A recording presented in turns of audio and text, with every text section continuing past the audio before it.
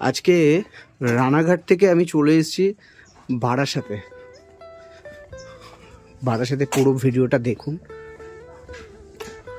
নমস্কার বোন, তুমি ফোন করেছিলে? হ্যাঁ দাদা, আমি ফোন করেছিলাম। আচ্ছা আচ্ছা, এটা কে?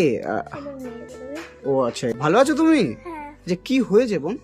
আসলে দাদা ভাই আমার হাজবেন্ড 10 মাস ধরে প্যারালাইসিস হয়ে পড়ে রয়েছে বিছানায়। আচ্ছা আর আচ্ছা, ওকে আমি ট্রিটমেন্ট করাতে পারছি না, খুব খারাপ অবস্থা দাদা ভাই। তুমি এসে দেখো, দেখলে বুঝতে পারবে যে পজিশনটা কিভাবে আছে ও। আচ্ছা আচ্ছা, ঠিক আছে, চলো ঘরে যাবো। হ্যাঁ, আসো দাদা। হুম হুম, চলো চলো।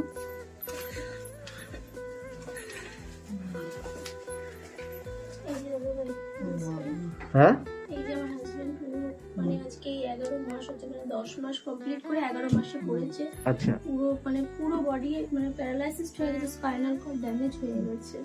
তারপর থেকে এরকম ভাবে শুয়ে আছে। মানে বিনা চিকিৎসায় পড়ে রয়েছে এইভাবে? একদম দাদা ভাই, আমি আর করাতে পারিনি পরে আর, মানে ওকে ফিজিওথেরাপি দিতে বলেছিল, অকুপ্রেশার থেরাপি দিতে বলেছিল, আমি আর পারিনি দাদা ভাই। আমি যতদিন পেরেছি 5 মাস মতো আমি করেছি, তারপরে আর পারিনি।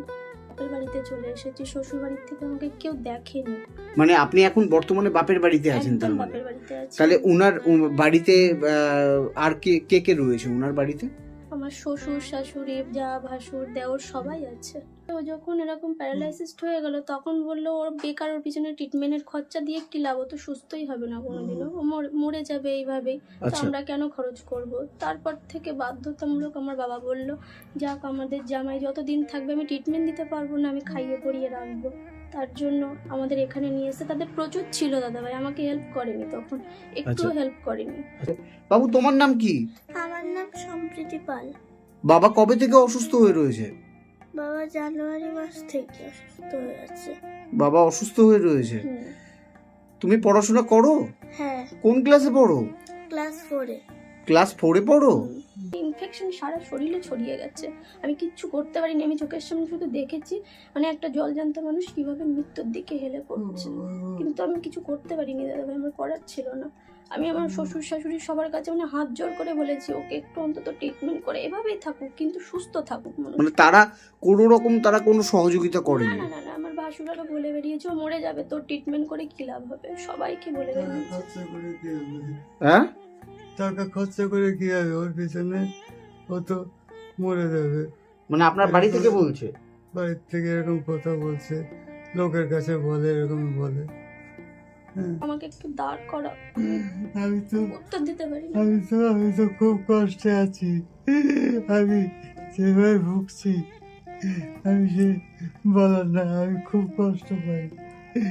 আমি একটু বলি যে যাও বাবার কাছে সামনে যেয়ে বসো। আমি আমি কি আর উঠতে পারবো না, আমার একটু করে সবাই একটু দেখো, আমি দেখো দেখো।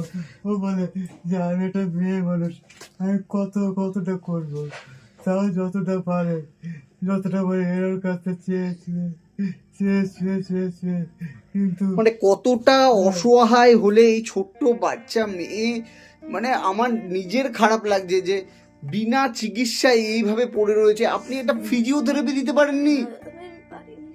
তখন হ্যাঁ? আমি শ্বশুর শাশুড়ি সবাইকে বলেছিলাম যে অন্তত 2 লাখ টাকা দিন, আমরা হচ্ছে একটু বাইরে নিজে, বাবা হচ্ছে লোন তুলে 1 লাখ টাকা মতো দিয়েছিল, বলে আমরা কোথা থেকে দেবো, আমরা মানে শুধুমাত্র চিকিৎসার অভাবের জন্য আজকে এই পরিস্থিতি এই মানুষটার? মানে উনি এত অসুস্থ, উনার মা আছে, বাবা আছে, সবাই তারপরেও আছে। কেউ খোঁজ রাখে না? কেউ খোঁজ রাখে না দাদা ভাই, আজকে মা 6 আছে, মাস। বাবা আছে, টাকা আছে, পয়সা আছে, তারা এরকমের আমার মানে বাবা মা বেশিরভাগ আমার বড় বড় দাদাকে সব দিয়ে দিয়েছে, সব দিয়ে দিয়ে মানে বাংলাদেশ থেকে অনেক টাকা এনে বাড়ি সব ঘর- দিয়ে মানে বাড়ি ওনাদের করেছে। অবস্থাশীল পরিবার হওয়া সত্ত্বেও আজকে দাদা ভাই, নিজের ছেলে হয়েও ট্রিটমেন্ট হচ্ছে না? না, আমাদের পরিবারে, ওর পরিবারে সবাই সব সরকারি চাকরি করে, কেউ তো আমেরিকাতে কেউ থাকে। কেন এটা কেন? মানে এই ওই যে ও পড়ে গেছে দাদা ভাই, এখন যদি আমরা টাকা পয়সা চাই সবাই সরে গেল, অথচ তারা না না, আমার প্রশ্ন হচ্ছে যে ওনাদের ফ্যামিলিতে প্রত্যেকে সরকারি চাকরিজীবী। আপনি তুমি যেটা বলছো বোন, বলতে ওর হ্যাঁ। বাবা মা বাদ দিয়ে ওর যে আত্মীয় স্বজন সবাই ভালো এবং অবস্থাশীল পরিবার, একদম তারা তাই। কেউ এসে একটাবার এই মানুষটাকে দেখে না? না, কেউ খোঁজ নেয় এই না। এই ছোট্ট বাচ্চাটাকে তো অন্তত দেখতে পারে। এখনো যায় আমাদের ওই শ্বশুর বাড়িতে যায়, কেউ ডেকে বলে না দিদি ভাই বাবা কেমন আছে, এইটুকানি ওকে কেউ মানে জিজ্ঞেস এই করে না। ফুলের মতো বাচ্চাটি, মানে এরও খোঁজ রাখে না? কখনো খোঁজ রাখে না। আমার নিজের দেওর আমি নিজে ভাবতে পারছি না, মা নাকি সব পৃথিবীর সব থেকে কাছের হয়, তাও তো মানে সে মা হয়ে এই মানুষটির খোঁজ রাখতে পারছে না? না দাদা ভাই, একদমই না। সে আরো মানে কি বলবো, সে তার মানে আমার শ্বশুর যা বলে তার কথাতেই সাই দেয়। মানে শুধুমাত্র অর্থের অভাবের জন্য চিকিৎসা না হতে আজকে এই মানুষটা শেষের পথে। একদম ওরা বলেই দিয়েছে, তো মরে যাবে, আমরা খরচা করবো না, একদম প্রথম থেকেই বলে দিয়েছে। মানে মানুষ কতটা নির্লজ্জ, মানে কতটা সত্যিই তাই দাদা ভাই, মানে হিংস্র হতে পারে। হ্যাঁ, একদম সত্যি দাদা ভাই। মানে এখনো নিজের সন্তানকে চিকিৎসা করাচ্ছে না। না, করাচ্ছে না, করাই আচ্ছা ঠিক আছে, ছেলে নাই দোষ করেছে, আপনি দোষ করেছেন, এই ফুলের মতো ওর এই সাথে এই কথা মেয়েটা কি দোষ করেছে? না, ওর সাথেও কথা বলে না দাদা ভাই। ও গেলে মুখ ঘুরিয়ে চলে যায়। ওকে অন্তত জিজ্ঞেস করতে পারে বাবা কেমন আছে। আমরা চেয়েছিলাম টাকা পয়সা না হোক, ওর পাশে অন্তত থাকুক, যাতে বাবা মা থাকা মানে তো আর্থিক সুস্থ থাকে, যে না আমার বাবা মা আমার পাশে আছে। তাও নেই দাদা ভাই।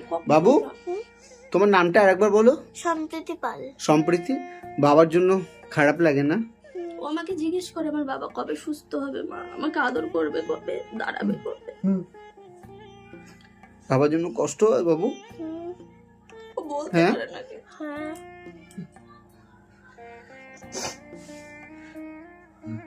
ও কিচ্ছু বলতে পারে না দাদা ভাই, ও খুব চাপা।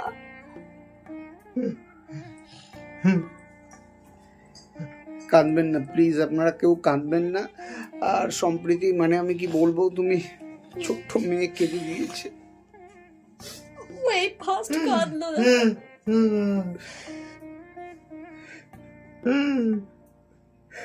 আমার মেয়েটা ছেড়ে দিলি মাস্টার। আপনাদের রিকোয়েস্ট থাকলো, যারা অতীন্দ্রকে ভালোবাসেন এবং আমার চ্যানেলটা যারা ভালোবাসেন, তারা প্লিজ এই পরিবারটার পাশে দাঁড়ান। আমি আজকে রানাঘাট থেকে অনেকটা কিলোমিটার অতিক্রম করে এই অসহায় পরিবারটার পাশে এসে দাঁড়িয়েছি। প্লিজ আপনারাও এই পরিবারটার পাশে দাঁড়ান। সম্প্রীতি প্লিজ কেঁদো না তুমি, ঠিক ভগবান তোমার বাবাকে সুস্থ করে দেবেন, ঠিক আছে? মানে কতটা অসহায় এই ছোট্ট বোন। তোমার বয়স কত বোন? 26 বছর। 26 বছর বয়স। আর তার মানে পুরো এখন দেখভাল সবই তো তুমিই করছো বোন। সবকিছু আমি করি।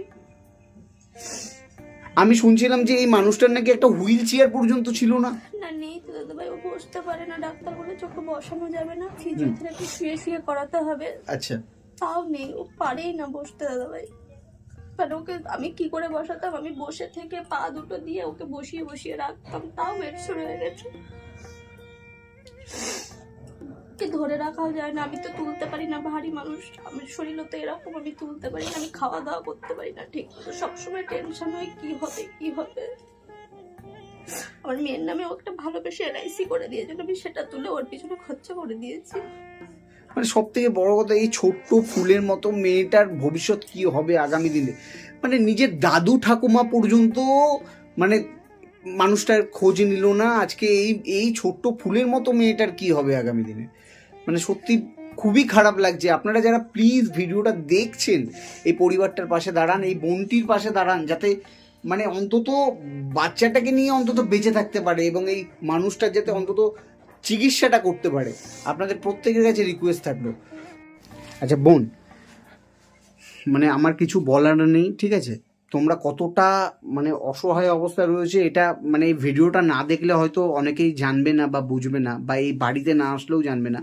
শুধু এতটুকুই বলবো যে ওপরে ভগবান আছেন, নিশ্চয়ই তিনি দেখছেন সব কিছু, এবং ওনার যাতে চিকিৎসাটা হয় এবং এই বাচ্চা মেয়েটা যাতে খুব ভালো থাকে, ও যেন পড়াশোনাটা ঠিকঠাকভাবে করে, এটাই আমি চাইছি, ঠিক আছে? আর আমি আমার থেকে এখানে কিছু টাকা আমি দিলাম, ঠিক আছে? একটু গুনে নাও। হ্যাঁ,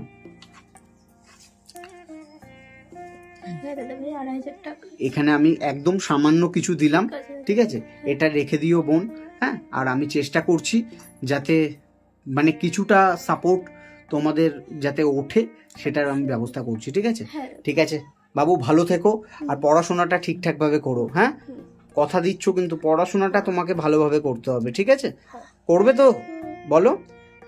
আর তোমার বাবার নিশ্চয়ই সুস্থ হয়ে উঠবে, একদম টেনশন করবে না, ঠিক আছে বোন?